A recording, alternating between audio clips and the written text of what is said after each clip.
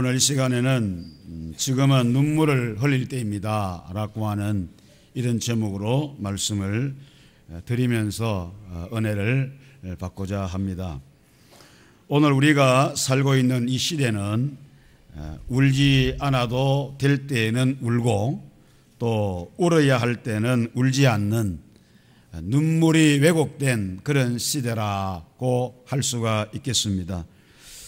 별로 소득이 없고 또 의미가 없는 그런 텔레비전 앞에서 눈물 흘리는 사람들이 있고 또 영화를 보면서 드라마 보면서 눈물 흘리는 사람 많은데 정작 자기의 영혼을 위해서 가슴 아파하고 애통해하면서 눈물을 흘리는 사람은 그렇게 많지 않다라고 말씀을 드립니다. 하나님의 말씀으로 자신을 강하게 책망할 때는 그게 듣기 싫어가지고 그 말씀을 거부하고 그 말씀을 배척하고 그러면서 눈 하나 깜짝하지 않는 아주 양심이 마비되고 화인 맞은 그런 분들도 있습니다. 우리 예수님은 생애 가운데 단장의 슬픈 눈물을 2번 흘리셨습니다. 단장의 슬픈 눈물, 다시 말하면 창자가 끊어지는 그런 아픔을 겪는 그런 눈물을 2번씩이나 흘리셨습니다. 하나는 나사로의 무덤 앞에 가서 그 나사로의 죽음을 보시고 눈물을 흘리셨어요. 또 하나는 오늘 우리가 읽었던 본문에서 예루살렘 멸망을 눈앞에 두고 눈물을 흘리셨습니다. 잠시 후에 있을 예루살렘의 멸망을 생각하니 가슴이 찢어질 만큼, 가슴이 찢어질 정도로 가슴이 미어지는 그런 아픔의 눈물을 주님께서 흘리셨습니다. 주님께서 눈물 흘리시고 주 70년 로마의 디도 장군이 이 예루살렘을 침략해 와서 주님께서 예언하신 대로 돌 위에 돌 하나 남지 않고 모두가 다 내려앉아 부서지도록 예루살렘이 완전히 망하고 이 유대 백성들은, 예루살렘 백성들은 각 세계로 뿔뿔이 다 흩어져 가지고 나라 없는 그런 민족이 되어버리는 그런 역사적인 아픔이 있었습니다.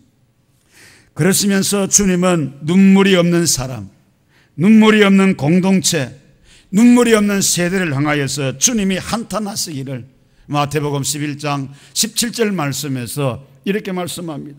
우리가 너희를 향하여 피리를 부르도 너희가 춤추지 않고 우리가 슬피 울어도 너희가 가슴치지 아니하였다 함과 같도다 그랬어요.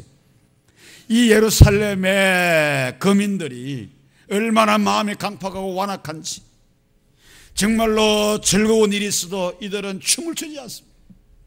주님 때문에 기뻐할 일이 있어도 기뻐하지 않습니다. 모든 사람들은 주님 때문에 기뻐하고 주님 때문에 즐거워하고 주님을 찬양하고 노래하는데 이 사람들은 얼마나 마음이 강팍한지 끄떡도 하지 않습니다.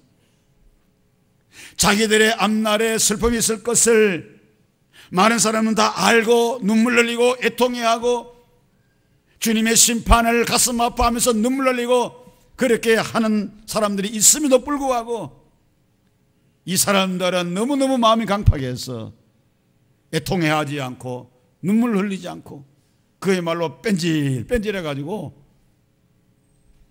주님을 배척하는 이런 사람들이라고 하는 사실을 주님 말씀하시면서 한탄하십니다. 오늘 사랑하는 성도 여러분, 저와 여러분들은 어떤 눈물을 흘려야 할 것입니까? 첫째로 지금은 내 자신을 위해서 내 자신의 영적인 황폐한 부분을 보면서 눈물을 흘릴 때라는 사실을 여러분들은 깨달아야 합니다. 우리가 흘려야 할 눈물은 의리 있는 사나이의 눈물이 아닙니다. 감성적인 아줌마의 눈물도 아닙니다. 우리가 흘려야 할 눈물은 바로 나 자신을 위해서 흘려야 할 신령한 눈물입니다. 하나님이 원하시는 신령한 눈물, 이 눈물을 흘려야 됩니다.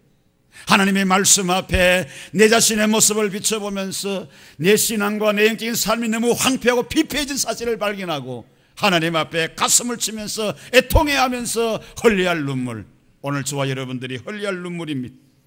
예수님께서 십자가를 지시고 골고다를 향하실 때에 여인들이 뒤를 따라 오면서 울었습니다. 그때 예수님께서 그들에게 말씀합니다. 예루살렘의 딸들아, 나를 위하여 울지 말고 너희와 너희 자녀를 위해서 울라고 말씀하십니다. 우리 주님은 오늘 저와 여러분들을 위해서 구속의 십자가를 지고 아버지의 뜻을 따라 골고다 산상으로 올라가지만, 그러나 뒤따라오는 여인들, 눈물 흘리며 뒤따라오는 그 여인들, 자기 자신들의 모습을 바라보면서 자기와 자기 자녀들을 위해서 우려하는데 엉뚱한 눈물 흘리고 있다는 거예요. 너무너무 안타까운 심령으로 나를 위하여 울지 말고 너와 너 자신을 울어라, 주님께서 그렇게 말씀하십니다. 우리가 흘려야 할 신령한 눈물은 바로 우리 자신과 우리 가정과 내 자녀들의 영혼의 상태를 살피면서 울어야 될 그러한 눈물이 아닐 수가 없는 것입니다. 우리가 우리의 타성적인 눈이나 안락의 눈으로 나를 바라보면 어떤 생각을 갖게 됩니까? 이만하면 괜찮다, 이만하면 괜찮다, 나 정도 같으면은 괜찮지 않느냐, 신앙생활, 영적인 상태 남들만큼 내가 하지 않느냐라면서 자기의 안일한 상태를 보지 못하는 것이, 자기의 안일한 상태, 가련한 상태, 벌거벗은 상태, 헐벗은 상태를 보지를 못하고 이만하면 됐다라고 자만하는 것입니다. 그러나 어느 날 성령이 내 눈을 열어가지고 나를 보게 하시면, 내 영성이 민감해지면 그때는 그 맑은 눈으로 나를 다시 보기 시작합니다. 그러면 자기 자신이 신앙적으로 꽤 괜찮은 사람이라고 생각했던 그 환상이 깨어지기 시작합니다. 지금까지 자신이 자랑하던 그 모든 것들이 얼마나 부끄럽고 추한 것인가를 그때 발견하게 되는 겁니다. 그렇기 때문에 성도 여러분, 여러분의 영안이 열려져야 될 줄로 믿습니다. 이 영안이 열려지지 않으면 나를 발견할 수가 없어요. 기하씨가 아침에 일어나 보니까, 바깥에 나가 보니까 아람 군대가 자기를 둘러싸고 있어. 너무너무 겁이 나고 혼이 나서 방 안으로 뛰쳐 들어와서 선생님에게 말합니다. 선생님, 큰일 났습니다. 아람 군대가 우리를 둘러싸고 있습니다. 엘리사 선생님은 태연하게 기하씨에게 말합니다. 하나님 앞에 기도했더니 기하씨 눈이 열렸어. 영안이 열렸어. 영안을 열어보니까 아람 군대보다도 하나님의 군대, 불말과 불병거가, 자기들을 보호하는 하나님의 불말과 불병거가 훨씬 더 많은 것을 깨닫고 아람 군대를 향하여 두려워했던 그의 마음이 한순간에 다 사라졌습니다. 오늘 함께 하신 사랑하는 성도 여러분, 여러분의 눈이 열리시기를 축원합니다. 육안이 아니라 영안이 열리시기를 축원합니다. 그 영안이 열려야만이 여러분의 헐벗은 모습들을, 영적으로 피폐해진 모습들을 발견할 수가 있고 볼 수가 있습니다. 그걸 봐야 여러분들이 하나님 앞에 엎드리면서 여러분 자신들을 위해서 눈물을 흘릴 수가 있는 것입니다.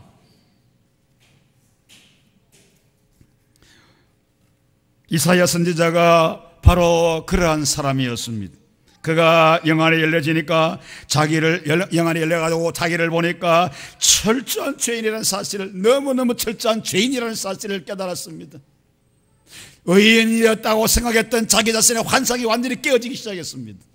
그래서 그는 하나님의 영광 앞에 적나라하게 다 드러난 자신의 더럽고 추악한 모습들을 보고 하나님 앞에 엎드려서 철저하게 회개합니다. 화로다 나 연망하게 되었도다 하면서 하나님 앞에 회개하기 시작합니다. 다윗은 자신의 죄로 인하여 눈물로 침상을 적시며 아파하고 또 아파하고 또 아파했습니다. 시편 32편 3절 말씀에 내가 입을 열지 아니할 때에 종일 신음함으로 내 뼈가 쇠하였다. 이게 무슨 말입니까? 다윗이 하나님의 범죄했습니다. 그런데 그가 입을 열지 않았습니다. 회개하지 않았습니다. 자복하지 않았습니다. 그럴 때에 종일 신음했습니다. 자기 뼈가 부서지는 만큼 종일 신음했다고 말했습니다. 그래서 그는 평생토록 그는 자기의 더럽고 추악한 모습을 생각하면서 하나님 앞에 또 아파하고 눈물 흘리면서 하나님 앞에 애통해하면서 회개하며 기도했습니다. 베드로는 자신의 장담과 다짐이 무너지는 순간에 통곡하면서 울었고, 평생토록 닭의 울음소리를 들을 때마다 못난 자기를 깨닫고 울었다고 합니다. 주님 앞에 그가 장담합니다. 다른 사람은 다 주님을 버리고 떠날지라도 나는 절대로 주님 버리지 않겠나이다. 주님 말씀합니다.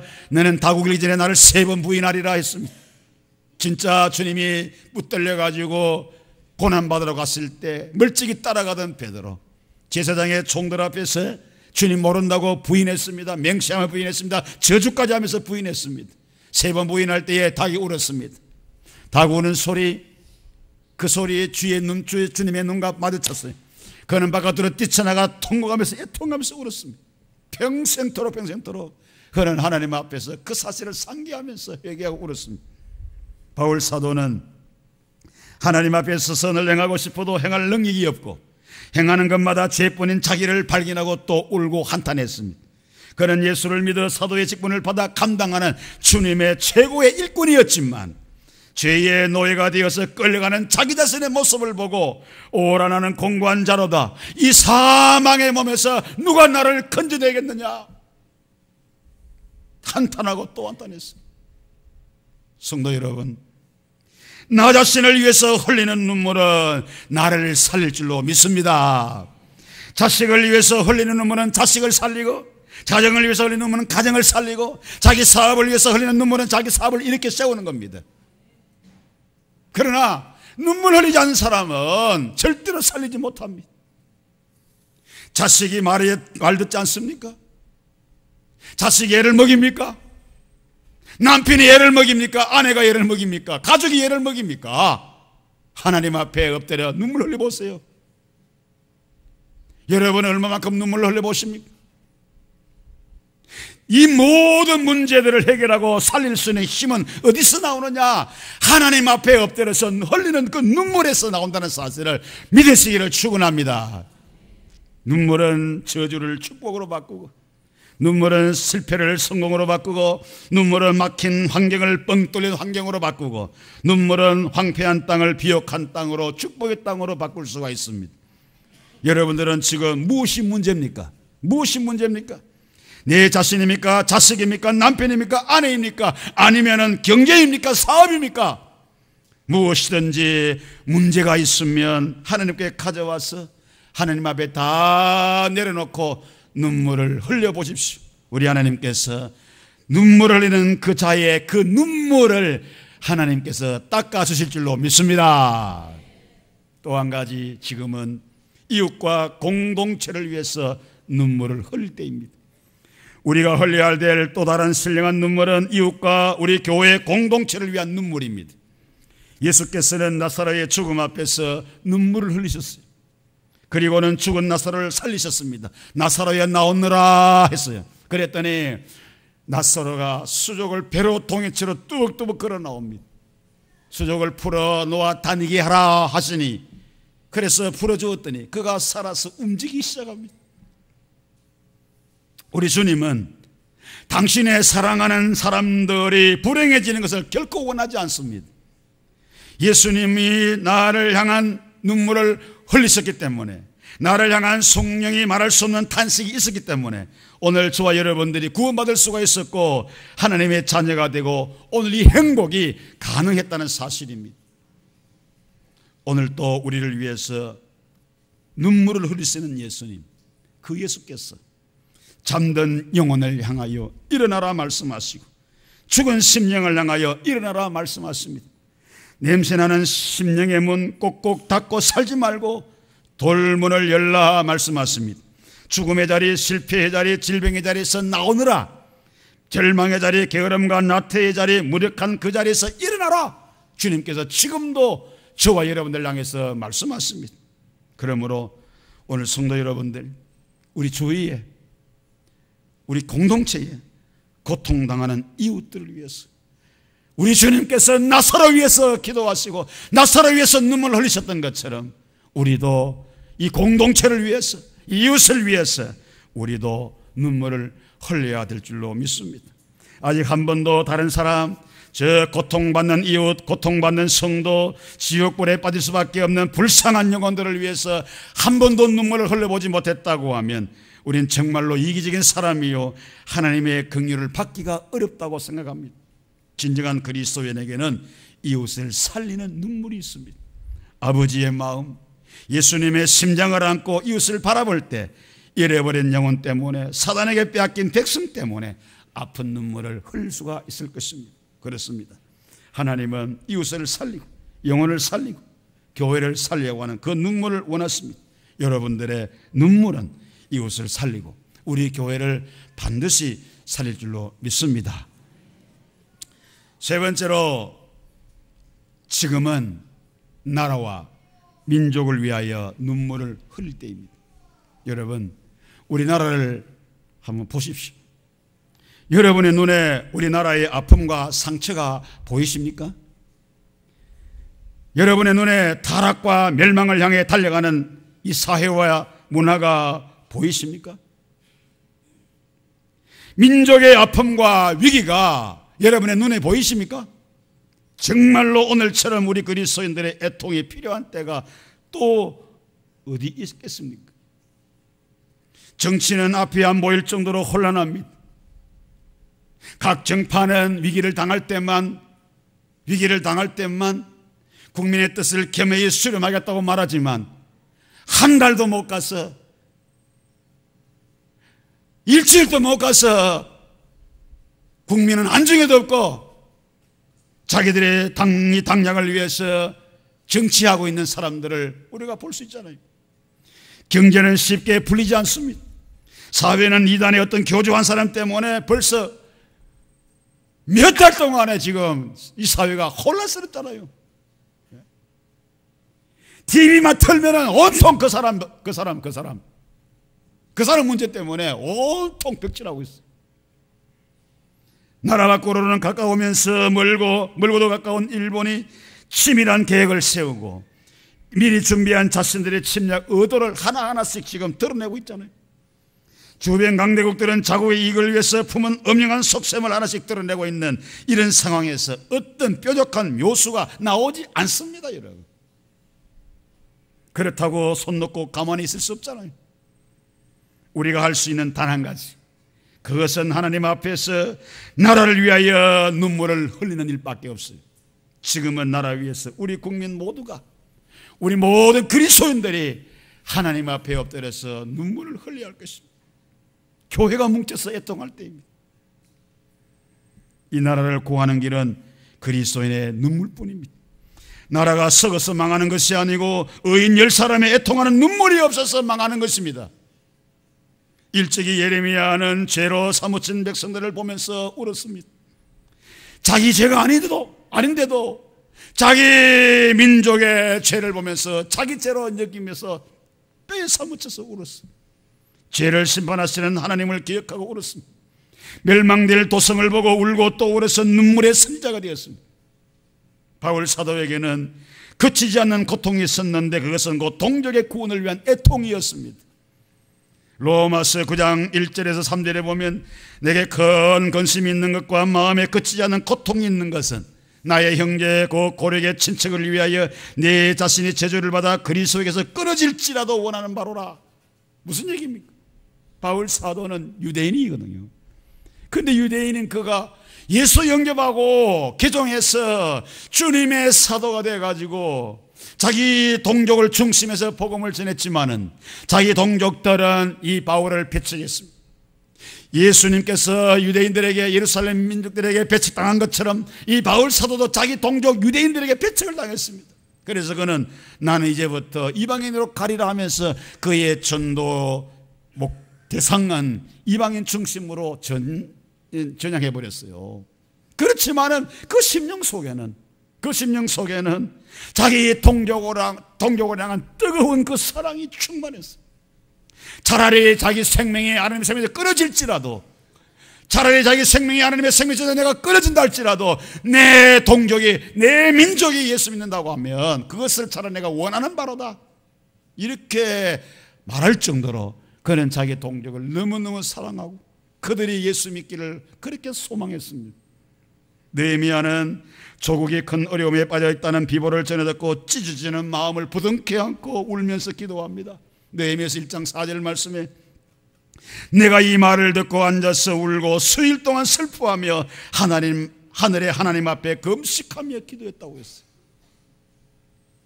자기 민족 예루살렘의 성이 무너지고 남아있는 이스라엘 백성들이 피폐해지고 그 사실을 들었을 때 그는 가슴 아파하면서 하나님 앞에 울고 또 울었다고 말했습니다. 도산한 창호 선생은 나라의 운명이 멸망으로 기울어져가는 민족의 세운을 보고 가슴치며 울었습니다. 저는 우리 민족의 죄인이올시다. 하나님은 이 민족을 사랑해 주셨는데 이 민족을 위하여 아무것도 한 일이 없습니다. 저는 죄인입니다 라고 그는 가슴을 치면서 울었어요. 주기철 목사님은 신사참배로 하나님의 지단이 더럽혀져가는 모습을 보고 일사가고 제목의 설교를 눈물을 흘리면서 울면서 설교했습니다. 하나님의 계명이 깨어지고 예수의 이름이 땅에 떨어지는구나. 평양아 예의동방 내 예루살렘아 영광이 내게서 떠났도다. 모란봉아 통곡하라. 대동강아 1100세대 흘러가며 나와 함께 울자꾸나. 주기철 목사님 일사가오의 설교 내용입니다. 함께 하신 성도 여러분, 민족을 구원하고자 피를 흘리며 울던 선교자들의 그 눈물이 오늘 저와 여러분에게도 있어야 될 줄로 믿습니다. 오늘 국가적인 위기 앞에 우리 그리스도인들이 해야 할 일은 촛불 들고 거리로 나가는 것만이 능사가 아닙니다. 입을 열어 무차별적인 비판과 비방을 가하는 것이 다가 아닙니다. 하나님께 나와서 하나님이 도와주셔야 한다고 눈물 흘리며 우는 것입니다. 지금 현재 우리나라가 처한 위기는 사람의 손으로 사람의 방법으로 풀어갈 문제가 아니라고 생각합니다. 대통령을 위시해서 모든 위정자들, 모든 우리 국민들, 우리 한국교회가 하나님 앞에 길을 열어주셔야 된다고, 하나님이 길을 주셔야만이 풀어진다고 하는 사실을 믿고 하나님께 나와서 눈물을 흘리면서 기도해야 될 때인 것을 우리가 깨달아야 하는 것입니다. 그러므로 저와 여러분들 하나님 앞에 엎드리고 눈물을 흘리십시다. 내일 모레면 6.25 전쟁 일어난 지가 벌써 60수년입니다. 이 나라를 불쌍히 해주시도록, 하나님 이 민족을 불쌍히 해주시도록 하나님 앞에 우리가 눈물 흘리며 기도해야 될 줄로 믿습니다. 말씀을 정리합니다. 지금은 여러분 자신을 위해서, 내 자신을 위해서, 우리 가족을 위해서, 내 자녀를 위해서 하나님 앞에 눈물 흘릴 때입니다. 그리고 이웃과 공동체를 위해서 눈물 흘릴 때, 나라와 민족을 위한 눈물 흘릴 때인 것을 깨닫고 하나님 앞에 나와서 뜨거운 눈물, 애통의 눈물, 정말로 하나님 앞에 간절한 눈물을 흘릴 수 있는 저와 여러분들이 되시기를 주님의 이름으로 축원합니다.